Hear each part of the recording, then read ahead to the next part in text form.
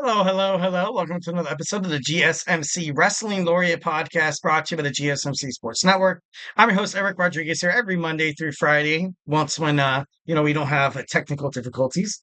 We talk about professional wrestling here on the GSMC Sports Network from WWE, the AEW, the TNA to the Ring of Honor, also New Japan Professional Wrestling, Stardom, the NWA, the GCW.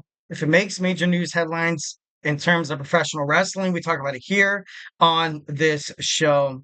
So, it's been a while, guys. I got to be honest. It's, didn't go live on Tuesday, on Wednesday. Now we're here on Thursday. A lot to cover. Only got 5 segments. So going to try to squeeze in whatever I can. Going to talk about Monday Night Raw tonight. I know, it's been a couple of days, but we're going to cover that. We're also going to talk about some WWE NXT. We're going to review that. The first episode on the CW. Very, very successful. Very, very successful in the key demographic age of 18 to 41. I think it is 41. They did really, really well. Almost a million viewers, the best they've ever had, which is no surprise to hold, the star setting and stuff like that. The basically, CM Punk, Trick Williams, Ethan Page, it pays dividends to have those kind of guys on your show. So, that was pretty cool. I'm going to love talking about that. And then, we're going to go through a couple of other segments. My third segment, we're going to talk about some WWE heel turns that were highly unsuccessful. Obviously right now on Monday Night Raw, they're kind of playing with this idea of the New Day breaking up. Xavier Woods, maybe stabbing somebody in the back like Kofi Kingston. You saw what happened on Monday Night Raw. You saw The Miz stab, R-Truth in the back. So, I think more shock, that's the thing about heels. Sometimes when you create a heel in WWE or in any kind of like professional wrestling kind of spectrum, there's always that sacrifice. Like, okay, there's that shock factor that's like, oh my God, yes, yes, we want that. That's so cool. It's gonna get the fans talking about it for weeks, but months down the line, couple of months more, half a year to a year, and then the person's not doing well. So we're going to talk about some, WWE's worst heel turns, and then we're going to look on the opposite, on the opposite side of that spectrum, and talk about some of the successful heel turns that damn near saved, the careers of a lot of superstars who chose to go heel. Also, or just kind of, further their career. And then our fifth and final segment, we're going to talk about SummerSlam. SummerSlam coming to MetLife Stadium in New Jersey. Um, MetLife Stadium, pretty cool. Obviously, that's where the Giants play. Huge Giants fan. So we're going to talk about that. We're going to talk about some things that's going to happen, like, Bianca Belair having a collaboration with Cardi B. And but before we do any of that, I want to remind you guys to hit up the tips and donations link at the GSMCpodcast.net. Shoot me your comments, questions, and concerns. Obviously, if you have a burning question or hot take in terms of professional wrestling, or just something you've been dying to get off your chest here at the GSMC Sports Network, we are all ears, 1,010%. So, it's all about keeping the conversation lively during this podcast, making sure your voice is part of the mix. So don't be shy. Drop your thoughts inside that chat. And if you really want to make sure your comment, question, or concerns gets noticed, why not use that super chat? It's that $sign below the chat box. If you hit something, if you hit up something like that, it's going to be guaranteed to be featured on the show. So we can talk about it. Your super chats, obviously, the donations, they help us like keep the lights on in terms of the GSMC Sports Network and bring you even more awesome sports content that we continue to bring you guys daily, Monday through Friday, every single month of year. Basically, we're here for your entertainment. And at the same time, we would love, absolutely love for you guys to have some interaction. It's a lot of fun. We are absolutely super grateful for each and every one of you guys who joins us here daily on the GSMC Sports Network. Your support makes all the difference. So let's keep the conversation going. Send in those super chats, those super stickers, because you guys are super awesome. And together we will make sure this podcast is bigger, better, and stronger than ever. All right. So let's go ahead and talk about some WWE Monday Night Raw and see this is what I'm talking about. My camera, look, I'm just like frozen with fear. I'm just kidding. No. So I'm going to have to activate it again. That might happen, a couple of times during the podcast stream until I get a better hand on fixing it and, how to do it. So yeah, let's go and talk about some WWE Monday Night Raw. All right. So Monday Night Raw was great. Very, very great because this was the last 3 hour show before moving on to a 2 hour show format, which is kind of exactly what wrestling fans are, kind of in speculation about. Like it might be good, it might not be good. As of right now, I feel like it's decent. Oh, overall it's decent. So we were in the Evansville, Indiana Ford Center. We have commentary by Joe Tessitore and also Wade Barrett. You know, pre-show analysis, CM Punk obviously was going to come out tonight, obviously with Drew McIntyre. They're going to review what happened last week on Monday Night Raw when Jey Uso defeated the Bron Breakker. And he came out. He came out to talk about it, absolutely came through the crowd. He was taking pictures. Everybody loved being around him. The crowd was standing in ovation, just chanting, "You deserve it." And, in terms of wrestling, when you get a "you deserve it" chant, it's pretty badass. If you get a "holy chant, makes it even better. It's just kind of cool. Main event Jey Uso is now in your city. This is the first ever singles championship that Jey Uso has ever, accomplished. So to the Yeet Man, God bless you, man. That's cool. That's awesome. I feel like he's going to be a good champion. I think, I think he's going to be a great champion. Jey Uso even said himself, "Mama, we did it! Yee!" Like I thought that was kind of crazy. And then Braun Breakker came out. Braun Breakker coming out, I was like, all right, here we go. Great. I'm not really into this. He lost fair and square, but overall, the crowd started barking. And something that I was talking about on, I think it was Monday's podcast because it's been so long. Um, None of these guys are really like not really like a heel or like a bad guy. Both of them are kind of face, kind of having these baby faces go at it back and forth. Of course, Braun Breakker is a little bit more, aggressive, 1,010%, but fans like him. Fans love him 1,010%. Obviously, I feel like this new turn that Bron Breakker has. He's had the modus apparatus of that total badass who's gonna go out there and kick ass every single day. He's not gonna give a damn about, and he came out, he shook Jey Uso, and I kind of like that. I like the way that they kind of had this character with Bron Breakker. It just shows that he's maturing. It just shows that he's maturing 1,010%. He's, very fast, very, very fast. He's already in bookings with Gunther for the WWE World Heavyweight Championship at Crown Jewel. So it's I feel like Braun Breaker is the future of WWE. Um, and with Jey Uso winning I feel like he's a good Intercontinental Champion. And I'm not, trying to say that he's not main event, he's not main event Jey Uso. Um, it's just the fact that I see Braun Breaker more in that spot than him. And and I'm sorry. And that's just, my opinion, obviously 1,010%. If you have something different to say about it, obviously hit it up in the tips and donations link or the chat. But overall, I don't know. I thought it was kind of crazy. All right, so next we're going to see Rey Mysterio take on Xavier Woods. Xavier Woods got the pinfall victory, not because he cheated. He did not cheat. He did not cheat. He pulled off his mask.